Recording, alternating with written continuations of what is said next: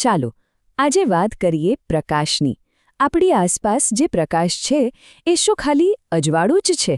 ના, એ તો ભૌતિકશાસ્ત્રના અદ્ભુત રહસ્યોનો આખો ખજાનો છે. અને આજે આપણે એ જ રહસ્યોની એક પછી એક ખોલવાના છીએ. તો ચાલો શરૂ કરીએ. સાચું કહેજો, આપણે ક્યારેય પ્રકાશ વિશે ખરેખર વિચાર્યું છે? મતલબ આપણે એને એટલો સહજ માની લીધો છે કે બસ સ્વિચ પાડી ને અજવાળું. પણ તમને ખબર છે, આ સાવ સાધારણ લાગતા પ્રકાશ પાછળ ભૌતિકશાસ્ત્રના કેટલાય ઊંડા રહસ્યો છુપાયેલા છે. તો ચાલો આજે એ જ સફર પર નીકળીએ. જુઓ આ દ્રશ્ય, ઘનઘોર અંધારું અને એને ચીરીને નીકળતું આ શક્તિશાળી કિરણ. આ જે સીધી લીટીમાં આગળ વધી રહ્યું છે ને, એ કોઈ સંયોગ નથી. એ તો પ્રકાશના એક એવા અફર નિયમનું પાલન કરે છે. એક એવો નિયમ જેના પર આપણી આખી દુનિયાની સમજણ ટકેલી છે. અને આ રહ્યો એ પહેલો અને સૌથી મહત્વપૂર્ણ નિયમ. પ્રકાશ હંમેશા, ઓલવેઝ એક સીધી લીટીમાં જ ગતિ કરે છે. વિજ્ઞાનમાં આને રેક્ટિલિનિયર પ્રોપેગેશન જેવું ભારેખમ નામ આપ્યું છે. પણ એનો સીધો સાદો મતલબ એ જ છે કે પ્રકાશ ક્યારે વાંકો ચૂકો રસ્તો નથી લેતો. એકદમ સીધો. આ વાતને સમજવા માટે જુઓ આ એકદમ સરળ પ્રયોગ. વિચારો કે એક પાઇપ છે અને એની બીજી બાજુ એક મીણબત્તી સળગે છે. જો પાઇપ એકદમ સીધી હોય તો જ્યોત મસ્ત દેખાશે, ખરું ને? કેમ કે પ્રકાશ સીધો આપણી આંખ સુધી પહોંચી ગયો. પણ જેવી પાઇપને વાળી દઈએ તો બધું ગાયબ, દ્રશ્ય અટકી જાય છે. આનાથી વધુ સારું પુરાવો શું હોઈ શકે કે પ્રકાશ વળીને મુસાફરી નથી કરી શકતો? ઓકે, તો પ્રકાશ સીધો જ ચાલે છે એ તો આપણે સમજી ગયા. પણ સવાલ એ છે કે જો એના રસ્તામાં કોઈ અવરોધ આવી જાય તો? માની લો કે કોઈ દિવાલ કે પછી અરીસો, ત્યારે શું થાય? ચાલો હવે એની જ દુનિયામાં જઈએ. બસ આ જ ઘટનાને કહેવાય છે પરાવર્તન, એટલે કે રિફ્લેક્શન. જ્યારે પ્રકાશ કોઈ ચળકતી સપાટી જેમ કે અરીસા સાથે ટકરાય ત્યારે પાછો ફેંકાય છે. બિલકુલ એવું જ, જાણે તમે કોઈ બોલ દિવાલ પર મારો અને ઉછળીને પાછો આવે. અને આ પરાવર્તનને સમજવા માટે અરીસાથી વધુ સારું સાધન બીજું કયું હોઈ શકે? અચ્છા, ક્યારે અરીસામાં જોતી વખતે એક વાત નોટિસ કરી છે? આપણો જમણો હાથ ઊંચો કરીએ તો અરીસામાં ડાબો હાથ ઊંચો થતો દેખાય છે, અને ડાબો હાથ ઊંચો કરીએ તો જમણો. બધું ઉલટું. આ જે ડાબું જમણું ઉલટાઈ જાય છે ને, એને વિજ્ઞાનની ભાષામાં લેટરલ ઇન્વર્ઝન કહે છે. મતલબ કે બાજુઓ બદલાઈ જાય છે. હવે આ સાંભળીને એમ લાગે કે આ તો બસ એક મજાની જાદુઈ ટ્રીક છે. પણ શું આ ડાબે જમણે ઉલટાઈ જવાની ઘટનાનો વાસ્તવિક જીવનમાં કોઈ ઉપયોગ હોઈ શકે? તમને શું લાગે છે? જવાબ જાણીને કદાચ થોડું આશ્ચર્ય થશે. એનો સૌથી સારો અને સૌથી જીવંત દાખલો છે એમ્બ્યુલન્સ. ક્યારે ધ્યાનથી જોયું છે? એના પર એમ્બ્યુલન્સ શબ્દ ઊંધો લખેલો હોય છે. આવું કેમ? વિચારો. કારણ કે જ્યારે આગળ જતો ડ્રાઈવર એના રિયરવ્યૂ મિરરમાં જોશે ત્યારે આ લેટરલ ઇન્વર્ઝનને લીધે ઊંધો શબ્દ એકદમ સીધો વંચાશે અને તરત જ રસ્તો આપી દેશે. છે ને ભૌતિકશાસ્ત્રનો જીવન બચાવવા માટેનો એકદમ સ્માર્ટ ઉપયોગ? તો આપણે અત્યાર સુધી વાત કરી સપાટ અરીસાઓની. પણ દુનિયામાં બધી જ સપાટી સપાટ તો નથી હોતી, ખરું ને? શું થાય જો પરાવર્તક સપાટી વળેલી હોય તો? આ સમજવા માટે ક્યાંય દૂર જવાની જરૂર નથી. ચાલો આપણા રસોડામાંથી એક ચમચી ઉઠાવીએ.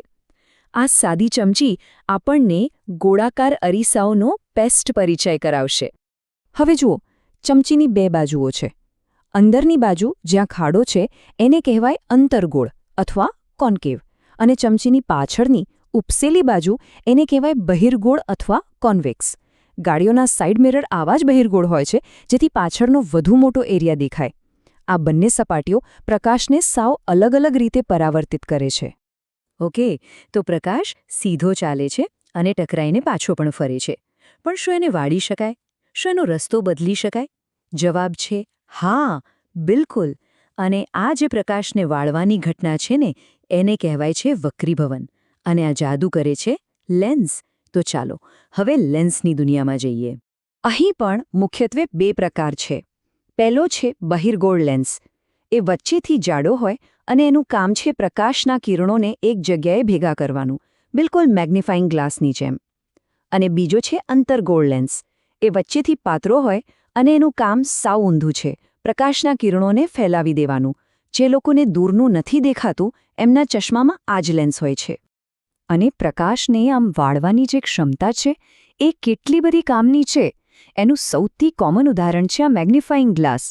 બાળપણમાં બધાએ વાપર્યો જ હશે, ખરું ને? આ બહિર્ગોળ લેન્સ પ્રકાશના કિરણોને એવી રીતે વાળે છે કે નાની અમથી વસ્તુ પણ આપણને એના મૂળ કદ કરતાં ઘણી મોટી દેખાય છે. ચાલો, અત્યાર સુધી આપણે પ્રકાશની ગતિ, એનું પરાવર્તન અને વક્રીભવન બધું જ જોયું. પણ હવે આવે છે આ સફરનો સૌથી રસપ્રદ ભાગ. સવાલ એ છે કે જે સૂર્યપ્રકાશ આપણને સફેદ દેખાય છે, શું એ ખરેખર સફેદ છે કે પછી એની અંદર કોઈ રહસ્ય છુપાયેલું છે? અને આ જુઓ, જાદુ! જ્યારે સફેદ પ્રકાશનું એક કિરણ આવા કાચના પ્રિઝમમાંથી પસાર થાય છે ત્યારે એ સામેની બાજુએ 7 રંગોના એક સુંદર પટ્ટામાં વહેંચાઈ જાય છે.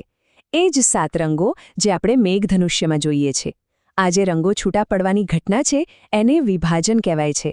અને આનાથી એક વાત સાબિત થાય છે: સફેદ પ્રકાશ એ કોઈ એક રંગ નથી, એ તો આ બધા જ રંગોનું મિશ્રણ છે. તો આ થાય છે કેવી રીતે?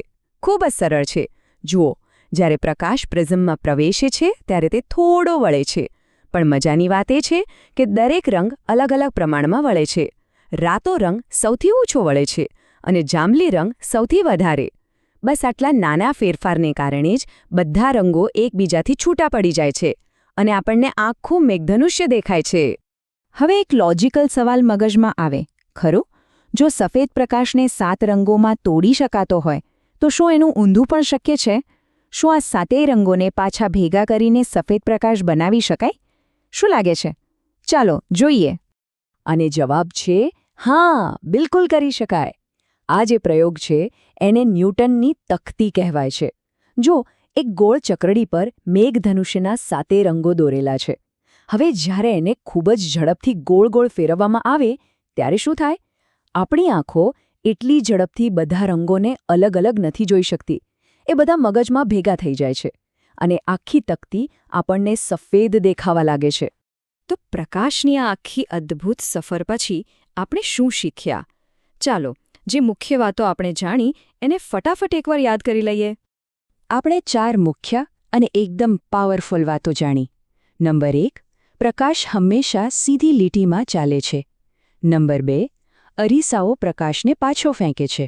નંબર 3, લેન્સ પ્રકાશના રસ્તાને વાળી શકે છે. અને સૌથી છેલ્લું, નંબર 4, જે સફેદ પ્રકાશ આપણે જોઈએ છીએ એ ખરેખર તો મેઘધનુષ્યના બધા રંગોનું મિશ્રણ છે.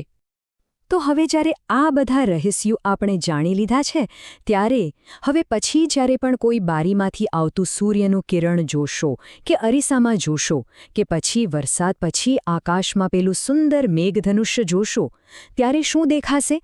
ખાલી પ્રકાશ કે પછી ભૌતિકશાસ્ત્રનો એક જીવંત જાદુ? બસ આ જ વિચાર સાથે આજે અહીં અટકીએ છે.